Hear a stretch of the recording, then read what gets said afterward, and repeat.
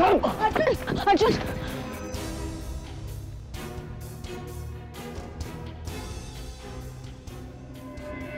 वेळेवर आलास.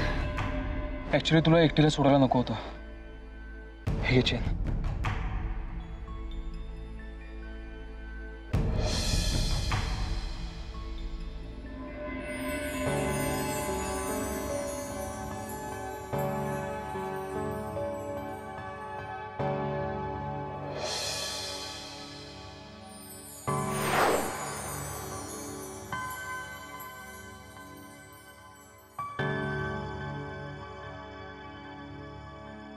थँक्स.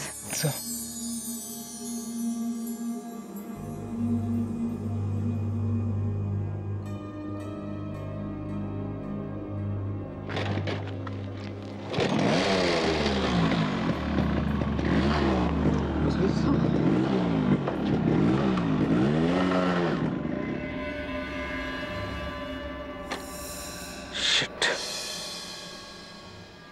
अरे काका गेला कुठे? देह विठ्ठल देवपूजा तीर्थ विठ्ठल. नमस्कार. अरे काका इथेच राहतात का? हो, पण आपण कोण? आम्ही त्यांचे मित्र आहोत. यापूर्वी कधी पाहिलं नाही तुम्हाला? नाही, ते आजारी आहेत असं कळलं म्हणून भेटायला आलो होतो. हो, ते आजारी होते, पण डिस्चार्ज दिल्यावर ते गावी गेलेत आराम करण्यासाठी. बरं, त्यांच्यासाठी काय निरोप आहे का? नाही, इट्स ओके.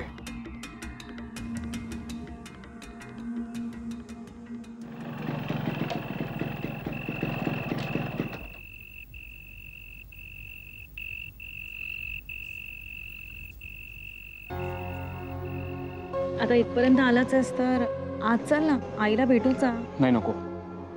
लगेच येतो म्हणून रणशिंगला सांगून निघालोय. त्याला ती स्केचेस द्यायचेत आणि हरी काकाही वाट बघत असतील. हरी काकांचं नाव घेतलंयस त्यामुळे मी काही बोलूही शकत नाही. पण सगळ्यांना आवर्जून विचारलं म्हणून सांग. नक्की. येऊ. Good night. Good night.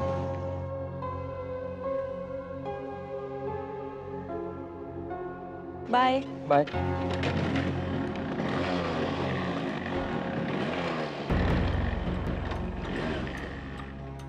Devyani, तुझ्या दादूंची लढाई तू लढून काहीही उपयोग होणार नाही.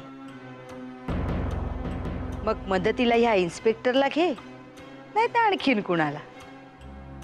काही फायदा होणार नाही, कारण तू लढत असलेल्या लढाईचा क्लायमॅक्स या अभिलाषाने केव्हाच लिहून ठेवलाय, आणि तो म्हणजे तुझी हार.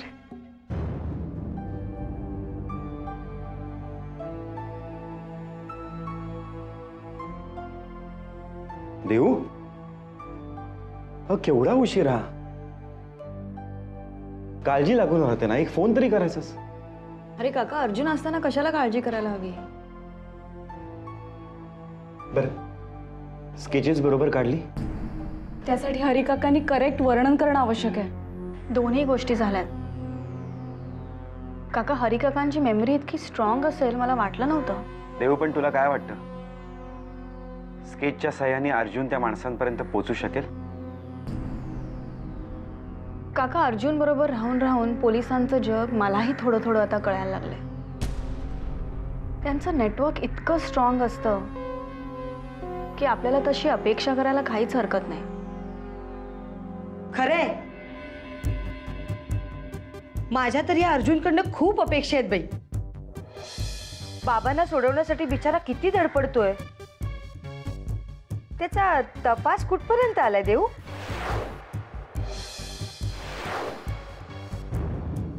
काका, अर्जुन असंही म्हणत होता की हे गुंड फक्त निमित्त आहेत, पैसे घेऊन काम करणारे. खरे आरोपी आणि ह्या आरोपींना मदत करणारी माणसं आजही उजळ माथ्याने फिरतायत.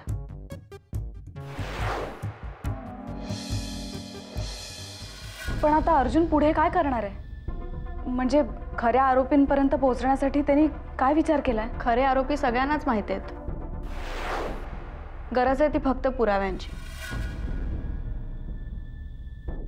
देव, तू म्हणतेस ते खरं असेल तर मग तुम्हाला दोघांनाही सावध राहायला हवं. कारण तुम्ही जसे आरोपींच्या पाळतीवर आहात तसंच तुमच्याही पाळतीवर कोणी असण्याची शक्यता नाकारता येत नाही. तुम्ही बसा बोलत, मी स्वयंपाकाचं बघते. मला वाटतं की तू बाबांना ह्या सगळ्याची कल्पना देऊन ठेवावीस. मी आज राजबरोबर दादूंना भेटायला गेले होते. मग काय म्हणाले बाबा? विशेष काहीच नाही. त्या वातावरणात सुद्धा दादू खूप शांत वाटत होते. त्यांच्याकडे बघून असं वाटत होतं की ह्या सगळ्याची त्यांना आधीपासूनच कल्पना होती. उद्या अजून काही मनाविरुद्ध घडलं तरी त्याला सामोरं जाण्याची त्यांची आत्तापासूनच मानसिक तयारी दिसून येते. ती वेळ मी येऊ देणार नाही. दादूंच्या विरुद्ध कारस्थान करणाऱ्या प्रत्येक माणसाचा चेहरा लोकांसमोर आणल्याशिवाय आता मी स्वस्थ बसणार नाही.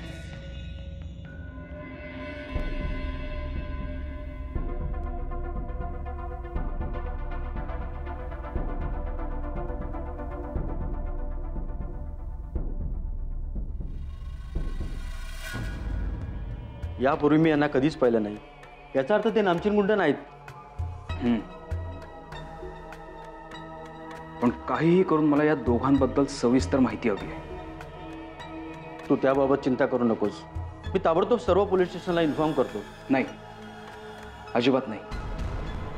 हे ही केस वेगळी आहे आणि आपल्या डिपार्टमेंटमधला माझा सर्वात विश्वासू मित्र आहेस तू, म्हणून हे काम तुला सांगतोय. म्हणूनच सांगतो, चिंता करू नकोस. तुझ्या या केसमागील इमोशनची मला कल्पना आहे. आणखीन एक, आपल्या राजेश शिर्केंच्या माणसांची पाळत आहे याची तुला कल्पना नसेल. पोलिसांमधल्या काही जणांना त्याने विकत घेतलाय. तेव्हा तुझ्या आजूबाजूचा कुठलाही स्टाफ हा राजेश शिर्केंचा माणूस असू शकतो. अर्जुन, हे राजेश शिर्के जसे तुला विकत घेऊ शकले नाहीत ना, तसे मला सुद्धा विकत घेऊ शकत नाहीत. राहिला प्रश्न या दोघांचा, तर त्यांचा तपास मी स्वतःच करणार आहे. माझ्यावर विश्वास ठेव. विश्वास आहेच, पण त्यासोबत अपेक्षाही खूप आहेत. मी या केसचा तपास पूर्ण झाल्यावर तुला फोन करीन. Bye bye.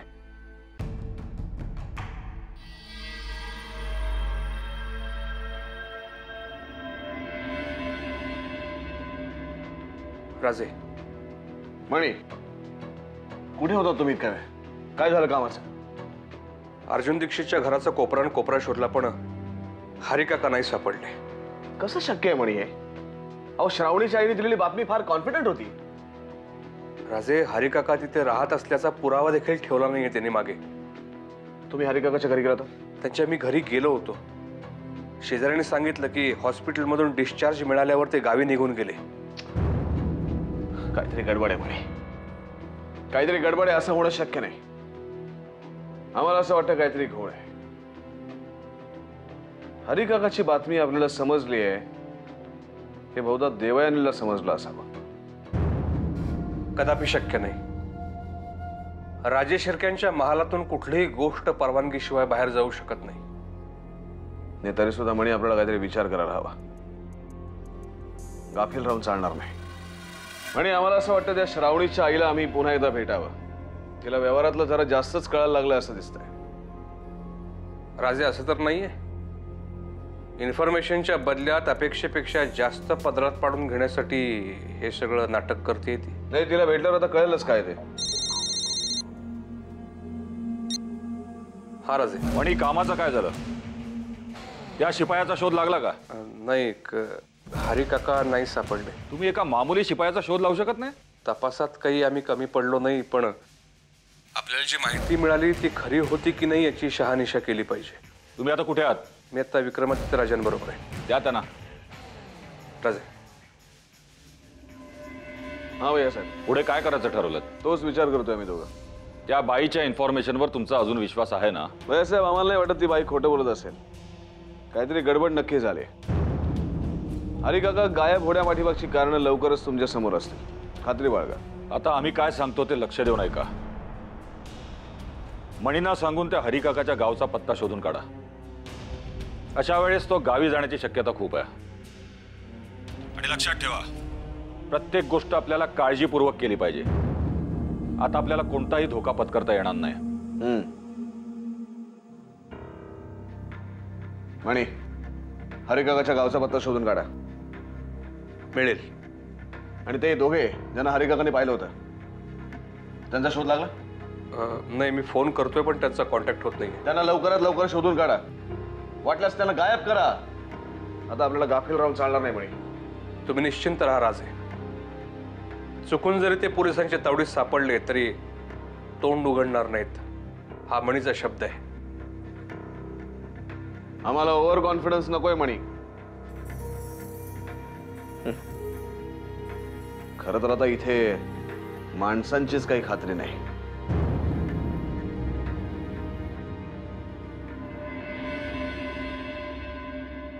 हॅलो, हा मी साक्षी देशमुख बोलतेय. तुमच्या मुलाच्या ट्युशनबद्दलची ॲड मी आजच पेपरमध्ये वाचली. माझं ग्रॅज्युएशन पूर्ण झालं आणि मी नुकतीच. अच्छा, शिक्षिकेची निवड झाली आहे का? ठीक आहे.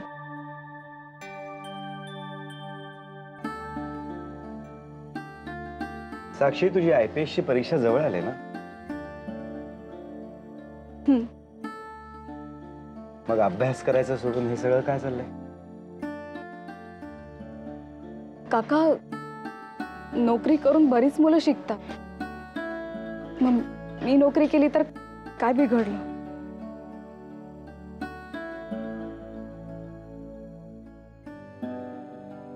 अभिलाषाचं कालचं बोलणं मनाला लागलंय ना खूप.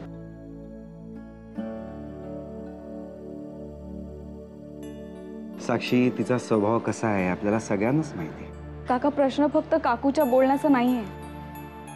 आज आपल्या घरात परिस्थितीच अशी आहे की मी सुद्धा काहीतरी करायला हवं असं मला मनापासून वाटतं. हे बघ साक्षी, त्याची काळजी करायला मी समर्थ आहे. तू एकटा कुणाकुणाचा विचार करणार आहेस? आणि शेवटी IPS झाल्यानंतर मला नोकरी करायचीच आहे ना. मग आज गरज असताना केली तर काय बिघडलं? साक्षी प्लीज, तू माझं ऐक ना. तू नाही काका, नोकरी शोधण्याचे माझे प्रयत्न मी सुरूच ठेवणार आहे.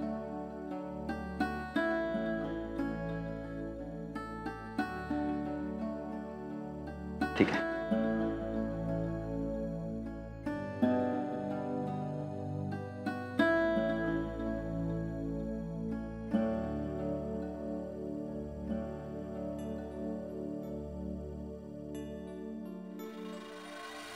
म्हणजे 0,000 घेता काय हिशोब कसले करतोस? पेन इकडे ऍड करतो आणि तरी बरं डबे जास्त नाही येत म्हणून. हे बघ काकू, तुला सांगतो, माणसाने हिशोबात एकदम चोख असलं पाहिजे. आता कोणाचा हिशोब राहिला करायचा? बघा, देसाई राहिलेला आहे. देसाईवर मला आता आठवलं. त्या देसाईने ते 4 मित्र इथे येणार आहेत त्याच्या जेवायला. त्यांना पण तू डबा देशील का असं तो विचारत होता. साफ नाही म्हणून सांग. हेच डबे बनवताना नाकी नऊ येतात माझ्या. एक तर हे डबे बनवायचे आणि चोचले पुरवायचे. सांगितले कोणी? मी काय म्हणतो काकू, काय? एक बेस्ट आयडिया आहे माझ्याकडे. काय? मी काय म्हणतो, त्या चोचल्यांचे आपण एक वेगळे पैसे लावून टाकू ना. अरे तू ऐकून काकू, मी काय म्हणते, काय हरकत आहे? म्हणजे लोक आपणहून विचारतात आहेत ना, मग ह्या 4 डब्यांबरोबर आणखीन 4 डबे. एवढं सोपं नाही ते.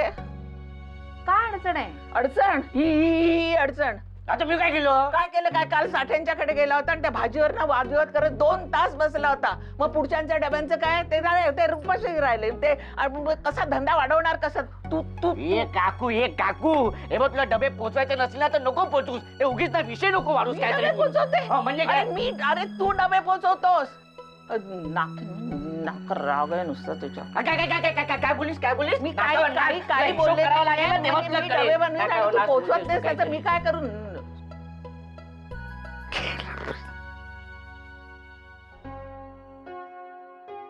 हिशोब करतोय.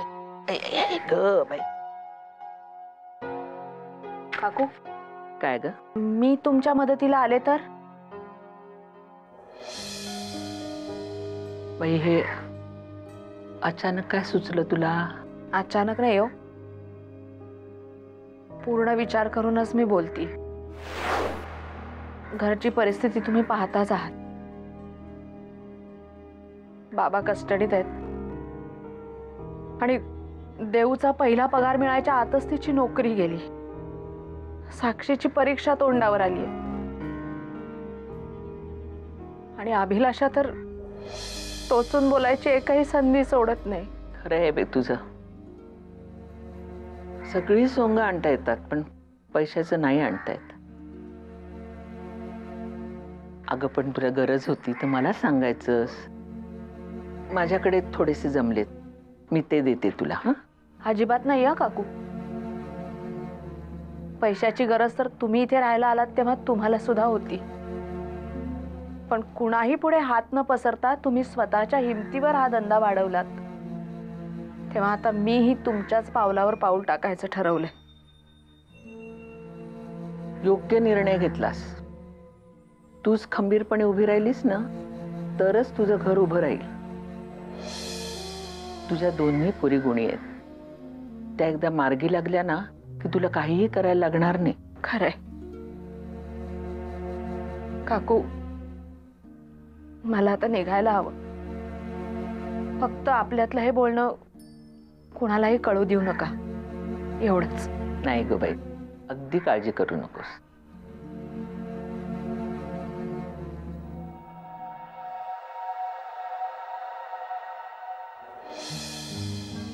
आई, साक्षी नोकरी शोधते हे खरं आहे का?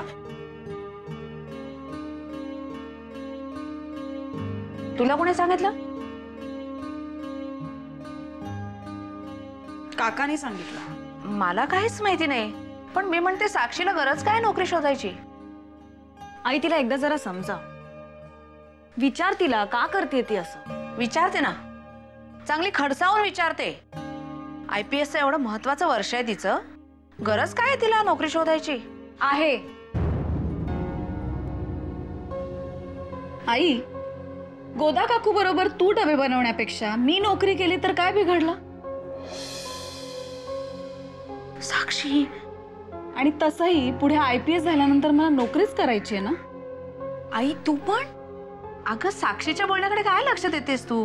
मला एक गोष्ट कळत नाहीये, मी असताना तुम्ही दोघी हा विचार तरी कसा करता? आणि एक नोकरी गेली म्हणजे काय दुसरी मिळणार नाही असं आहे का? आई देव, हे बघ, तुझं नाराज होणं मी समजू शकते ग. अगं गोदा काकूला स्वतःचं जवळचं असं कुणीच नाहीये, पण तुला मी सुद्धा तेच म्हणत होते. तू गप्प बस. देव, अगं हो, मला माहितीये, मला एक नाही तर दोन मुलगे आहेत. हे बघ, उद्या तुला दुसरी नोकरी लागेल, साक्षी IPS ऑफिसर होईल, मग मला काम करायची काही गरजच राहणार नाही ना. उलट तुम्ही दोघींनी कमावलेलं मी बसून खाणार. देव, असे चांगले दिवस यायच्या आधी कष्टाचे दिवस काढायलाच लागतात ना. मी सध्या तेच करतेय, बाकी काही नाही. देव, तू नाराज नको ना होस. देव, देव, सॉरी.